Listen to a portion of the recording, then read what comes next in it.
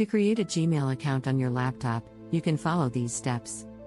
Open your web browser, for example, Google Chrome, Firefox, Safari, etc. Go to www.gmail.com or www.google.com/account/sign up in your web browser. Click on the Create Account or Sign Up button. Enter your first and last name in the appropriate fields. Choose a username for your Gmail account. Your username will be your email address, so choose a username that you want to use as your email address. Create a strong password for your account.